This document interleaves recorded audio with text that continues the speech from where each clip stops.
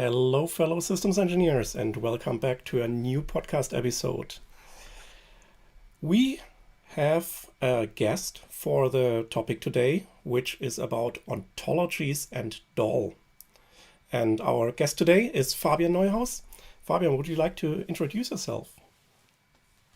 Hi, thank you very much for inviting me. My name is Fabian Neuhaus. I work usually at the University in Magdeburg in the computer science department, and I'm currently located in the wonderful city of Bolzano in the Italian Alps, where I am on a research project working with colleagues here in Italy. Great. So, and what exactly do you do at the university, so at Magdeburg or now in Bozen? Well, I mean, I have the mixed pleasure of teaching computer logic and theoretical computer science, but my research areas are mostly in ontology, all kinds of topics related to ontologies. And of course, also I was part of the group who developed DOL. I guess that's also relevant for you inviting me. Yes. Sure. Yeah, fun fact aside is that we three are all Germans, but we never met in Germany, only in the United States at the OMG meetings. Yeah. So now we'll listen to three Germans trying to speak English for half an hour. Yeah, so good. Our listeners are used to it. So. It's like this laughing out loud shows or so. So you are at a computer science department, but you are not a computer scientist, right? You're a philosopher. No, indeed, yes. I'm a philosopher by training. I have a PhD in philosophy, and slowly migrated. I even worked as a postdoc in a philosophy department in Buffalo for a while, and then slowly migrated first to NIST, which people might know as a standardization organization of the US, and then came back to work here in Magdeburg. And so this is why ontologies are a very interdisciplinary area, not only because the ontologies themselves are typical about something else than computer science, right? But also because it draws a lot from logic, from philosophy, and from other areas as well, even in linguistics. So that's, by people like me who don't really originally come from computer science often migrate there. And otherwise, in the other direction, a lot of ontologists who are really engineers or computer scientists are very well versed in philosophy. So a very interesting group of people who work in this area. Yeah, hopefully we are coming back to this philosophic background of ontologies in some minutes. But a simple question to you. What are ontologies about? For somebody, to explain it for somebody who never heard this term. Well, so there's an academic answer. An ontology is a shared specification of some conceptualization. And that's an example for a definition that doesn't help anybody, because if you don't know what an ontology is, you for sure don't know what the conceptualization is, because nobody knows that really. And so if I have to explain what an ontology is, I usually start off with a glossary and say, well, think of a glossary, and now you kind of rip the glossary in different pieces, and because you reorganize it completely. So the first thing is a glossary typically has is focused on terms, and ontologies are not so much focused on terms, but more on the concepts or classes that are important. So in English, for example, you have different words for sweets. Right, and in the UK, I think they would be called sweets. In the US, it would be called candy, and in Australian English, it would be called lollies. And then glossary, you might get different entries for each of them. So it's alphabetically ordered, so the glossary typically is alphabetically ordered. So you will find S, under S you will find sweets, under L you find lollies, and maybe there are cross references. And then in our ontology, that kind of the labels aren't that important, but the concepts are important. So there will be one entry and we'll say, maybe it don't even have a word for it, but rather a number, and say this concept is called in Australia lollies, and in UK it's called sweets, etc., etc. In German it's called Süßigkeiten, and in French is okay, whatever so it's called in French, right? That so means it will be it's really the concept in the center, not so much the word. Okay, yeah? And can you also say that the relationship between those terms are a part of an ontology? Definitely, yeah. So the first thing, if you would want to go from a glossary, is kind of focus more on the concepts and disambiguate the words. And the next thing is you basically order the concepts hierarchically, so you get a taxonomy. That would be, in my opinion, that still would be an ontology, but that would be the next step, so that you, for example, you would have a link between the concepts of, or the class of sweets to the class of confectionery, because confectionery is the superclass of sweet, right? And in different kinds of, you would have different subclasses of sweet. So basically, instead of having it ordered alphabetically, you get in this particular case, it would be a graph, maybe a tree structure, ideally a tree structure, but most likely a graph of concepts. And that would be the taxonomy. And some people already would say taxonomy is kind of an ontology. Well, it's a borderline case. And then you would maybe add some additional relationships, like you could talk about what are the gradiences, right? So you would have not just, you would have links between concepts, like, the main ingredients of the sweet is sugar. For other things, you would have parthood relations. So a layer cake has different, or Belgian praline has a filling, right? So additional information. And all of these links, I should say, are not expressed just by, arrows on a piece of paper, but in some logical language. So that would be distinguishing characteristic from, let's say, UML diagrams. Most of what I just said, you could do in a UML class diagram, but the language which you're using here is going to be underpinned by some logic. The reason for that is that the ontology, so just coming to what's the purpose of it, you want to have interoperability between not only humans and humans, but also between humans and machines and machines. So you want to capture the semantics in a machine interpretable way.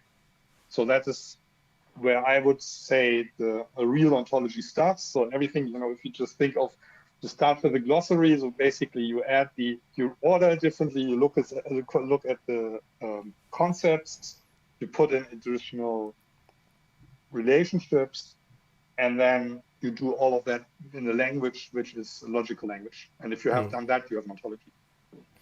Okay. So what's the difference between a concept and a term? Is there a difference? So maybe you said that sweets and candy is not a concept. These are terms in a glossary, for example, and now they're grouped in a concept. So, but where's the difference between concept and term? Well, if you have two sentences, or let's say we take bread roll and Brötchen. I mean, for the English speakers, Brötchen is one translation of bread roll in German. So each of them are words in this case, different languages, but they express something which is a shared concept, right? That's it's basically that when you go from one sentence, if you translate well, the justification why you choose that translation and you will say, something completely different, is because you say, well, this one means the same in English as it means in German. So you can, maybe I shouldn't use the word concept. I could have just said meaning. The problem is meaning is even more vague or problematic in many, multifaceted than concept. I mean, concept is hard to understand. Meaning is even harder to get hold of. Okay. We could have a whole podcast on what is the meaning of a sentence. It's a very fascinating and really multifaceted topic. Absolutely. So this is often, and that's probably also, sometimes people say ontologies are used to capture the meaning of the terms. And that's true and false at the same time, because it really depends on what you mean by meaning. Okay. So let's assume we have an ontology. What can I do with it? Well, it depends really on the ontology you have. Let's look at a particular example. So the most successful ontology out there in terms of users, I think, and also of influence is the gene ontology. Now, the gene ontology from a logician's point of view, which I'm more or less, is a rather boring ontology because it doesn't have nice axioms. It's not very strongly axiomatized compared to other ontologies. But it is successful because it was solving a really big problem for the biologists, and it's still solving the problem that they faced when they produced a lot of data. So the problem in the 90s when they started to develop it, they had this huge amount of genomic data, right? And so you could look at the genome of mice and of various plants and of course of humans, and you could find out that this genome is able to express this kind of protein, and that protein plays in these roles in these kinds of processes, and they were generating tons of papers, and nobody could read these papers anymore. I mean, there was just too much. And if you were an expert in mouse stuff, you wouldn't be able to link it to the stuff which is done on plants, but the same genes are involved in some sense of the same. And of course, and ultimately we're interested in humans because it's all medically relevant. So in order to organize knowledge, they developed the gene ontology, which is a controlled vocabulary which you can use to annotate the literature and annotate the data from the various. And that allowed them, first of all, to just get hold of the literature. So Fabian, you're breaking up a little bit. Easier to find relevant info. But that was just oh, sorry, but I can't do anything about it. Yeah, but now you're back. You're back. Okay. So the important thing was for them that they could then automatically integrate the various databases they had about results, and without, each database was individually owned of whoever created it, and of course everybody has their own database schema fitting to their computer system and their environment. But the ontologies allowed them to basically integrate that data without having to physically change the information, the way their database worked. That was the next, that was the immediate payoff. And now they have tools which basically just automatically, you for example, analyze what kinds of proteins are available in some, snippets of tissue, and it will automatically use that information about what is there to link it to the processes, to biological processes, which are mentioned in the ontology, and then will automatically tell you, okay, what is going on here? And this, so you it's basically now used for knowledge generation, and that's just one of many use cases of it. So it's really making data interoperable. It's one of the main use cases. Now you mentioned the example of genes. I remember I started to read a book from Barry Smith about BFOs, and I think it was the example. Is it possible, or do I mix up things? Could be. I mean, Barry, I used to work for Barry, and I used to work for Barry when he started the OBO. Well, I mean, he was one of the many founders. I mean, he was the ontology expert. So it would make absolute sense that he uses that example as well. Okay. I think ontologies are also used in the context of semantics web, right? So I think that was the first time I heard of ontologies. Yeah. So the semantic web is an interesting case for when you have something in mind and the idea fails, but the results are still useful. So the semantic web, the idea was created, the original idea was before Google, and we didn't find anything on the internet. So the idea was basically you would put metadata on your websites, and then, which is represented as a web ontology language, OWL, and then clever agents would use automatic reasoning in order to decide whether what you're currently looking at, whether, or if you look for something, whether a particular website would be good for you, whether it has the answer. That original vision, I think, is safe to say, failed. I mean, Google just solved that problem using completely different technologies. Okay. But the first of all, the technology was developed there, like OWL, the web ontology language, also RDF and other things, were suddenly used, very useful. So partially used in the biology world, but also linked open data was then the next development when we said, okay, it's not so much about the semantic web in the original sense, but more linking data sets. So yeah, and in that case, in this semantic web is you have RDF, which is just a way of representing the data in forms of triples, and typically what is the IRIs that are used in these triples are coming from a controlled vocabulary. That's then an ontology. But the ontologies that you see in that domain, and that's why I said, what you can do with an ontology kind of depends how the ontology looks like. The ontologies that are used in the semantic web are typically looking quite differently from the ones in biology. Yeah, and maybe another question before we come to DOL. So we mentioned in the beginning that ontologies have a philosophic background, and maybe you can give us in some sentences a hint what the origins or what the roots of ontologies are, and why are they to find in philosophy?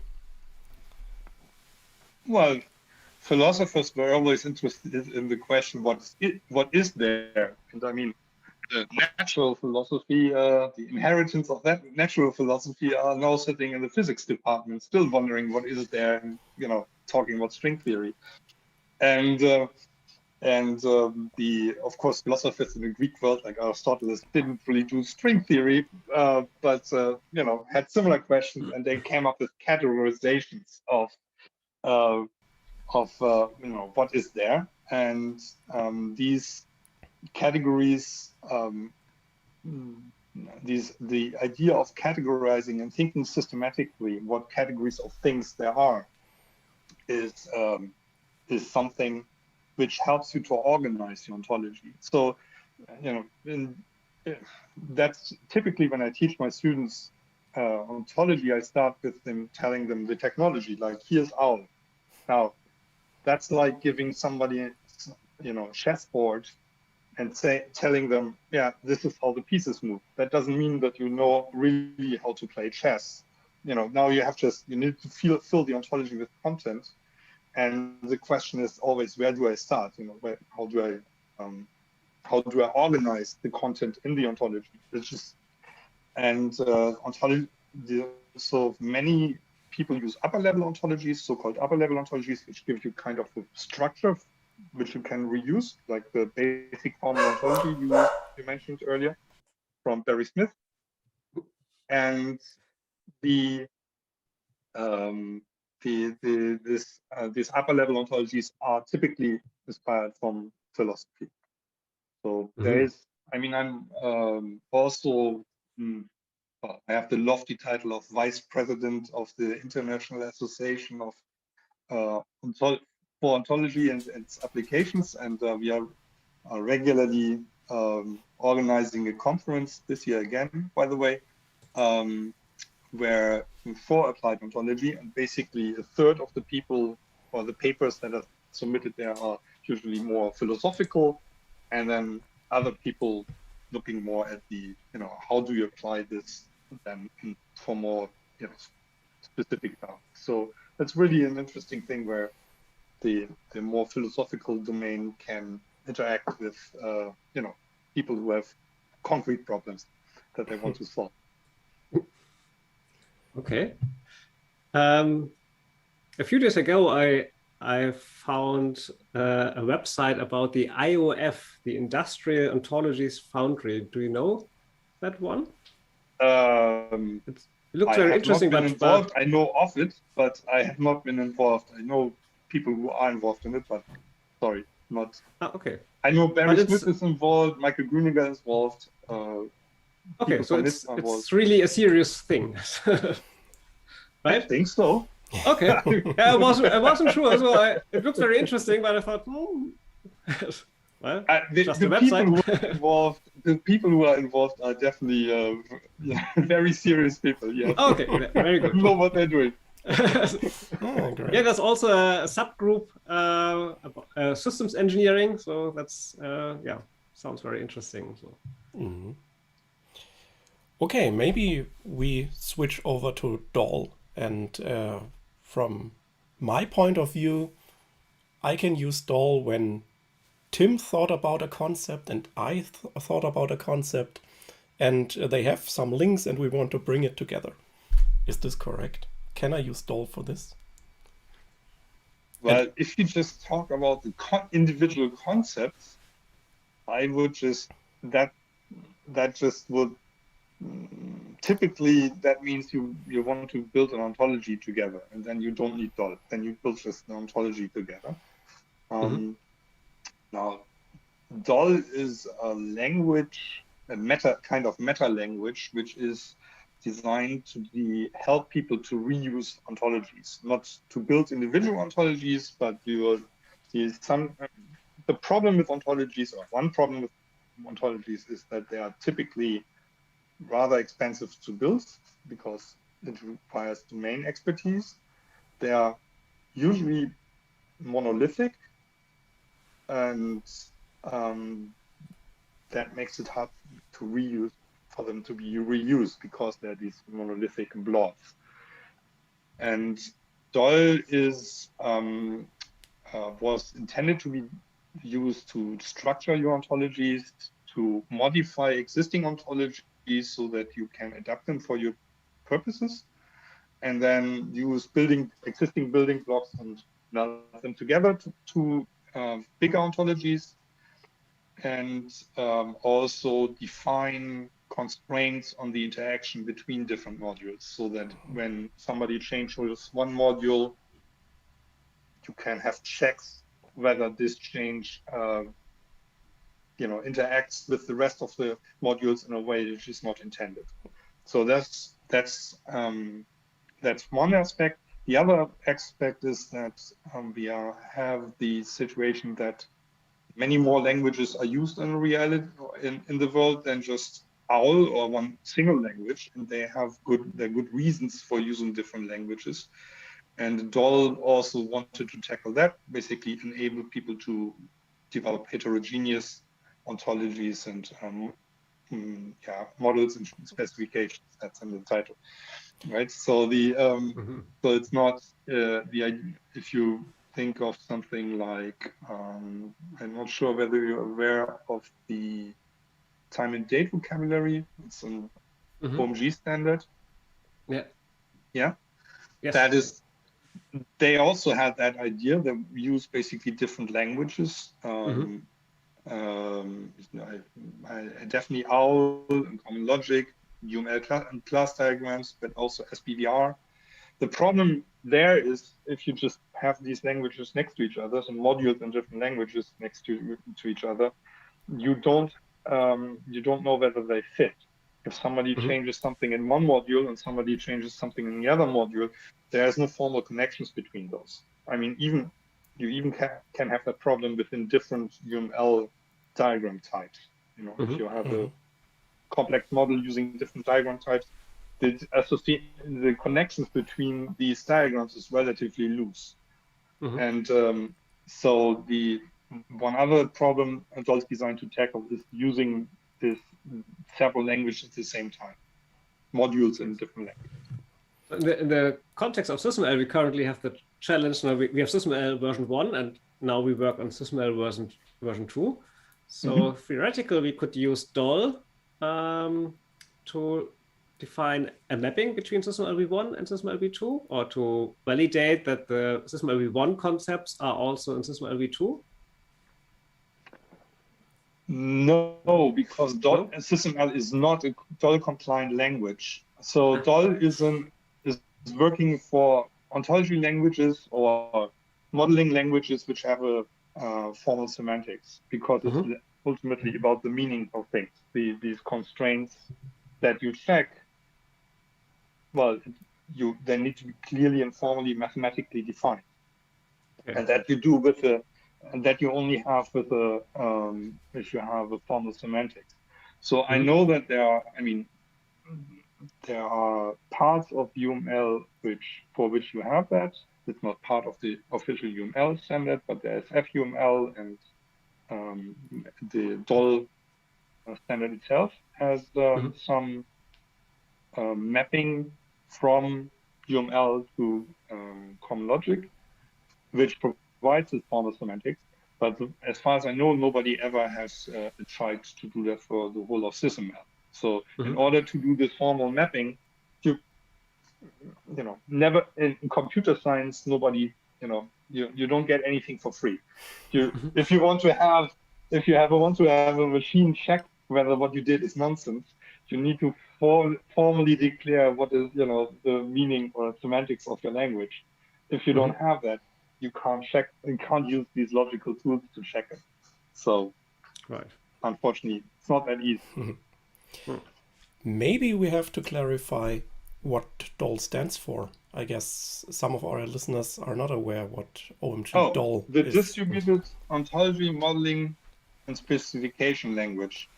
So arguably the acronym should be more complex, but it's hard to pronounce it if you put all the other letters in there. So we start with DOL. And it's an OMG specification, right? It's an OMG, yes. It's an official OMG specification since 2018. And is it also planned that it will be an ISO specification? So some OMG specifications are also ISO, no, not ISO specifications, but ISO standards. Well, let's put it this way. We started out trying to do the standardize the content of the DOL standard in ISO. And we were so frustrated with the ISO process that we went to OMG. So I myself don't feel the inclination to go back to ISO. It's just, life is too short. But there's a relationship between OMG and ISO. No? So many OMG specifications are ISO standards. And that process is much easier than to start from the scratch at ISO. So UML is an ISO standard, SysML is an ISO standard. So maybe DOL could also be an ISO standard. If somebody wants to do it, fine.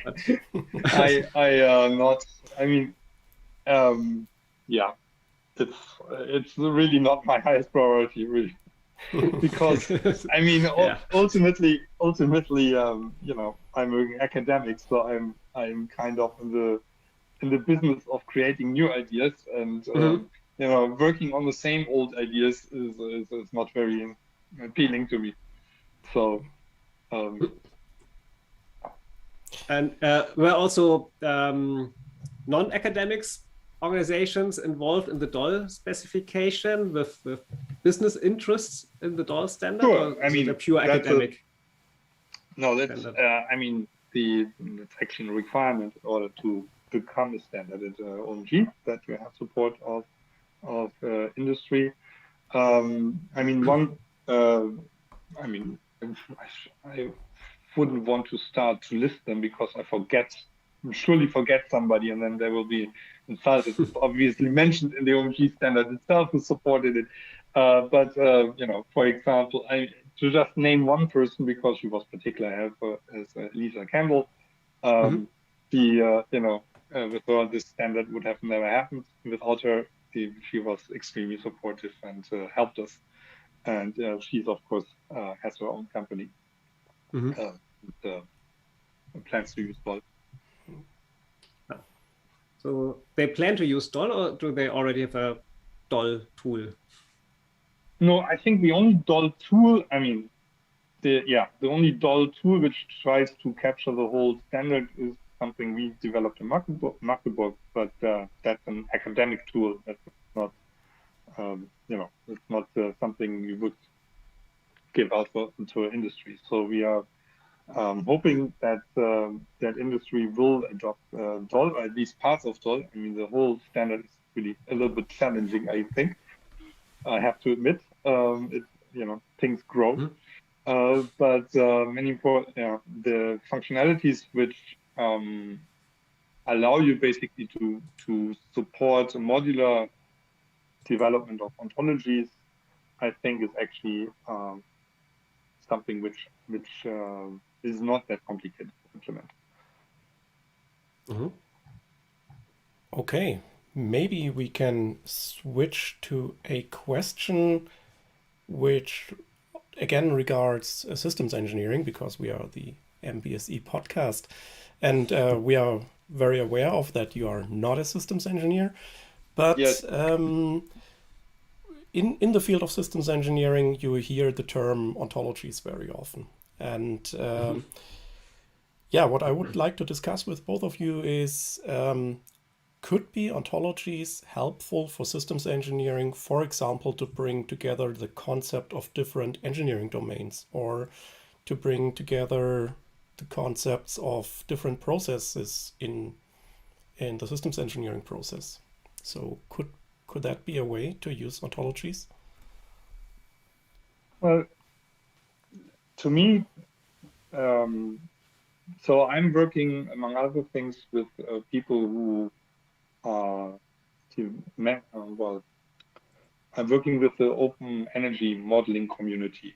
There's an open energy ontology. So this is probably closer to your community than maybe the biologists. They are, you know, like it says in the title, they are interested in models of energy systems, usually on the level of, you know, let's say cities or countries, not much individual plants. And whenever you have 5 of them in a room, don't even need 5, you have 3 in the room, and they try to communicate with each other. They use different terminology. I mean, it's just that's a fact of life in all disciplines. I mean, I've worked with many different disciplines. Just that's, you know, ontologies are always, you're always working with some other domain experts, and as soon as I mean, one important thing they you know, the most basic thing they have to do is create a scenario when they're doing the modeling, and you know, use the scenario as input for the models. Now, you would think that they would know what a scenario is. They could, you know, it took them forever to come up with the definition of a scenario, which half satisfies most of them. And it's kind of important for them because one of the things is that they want to compare the results of what they're simulating. So, the idea of what is a scenario, what's part of the scenario, what is parameters, how do parameters relate to a scenario, all of that needs to be controlled if you have a controlled environment to exchange information about the results of your models. Now, I'm not sure, I assume that is a problem that will resonate with any engineering problem. If you have a complex product, different people model different aspects of it. Different people worry about different aspects, right? Some people design it. Some people have to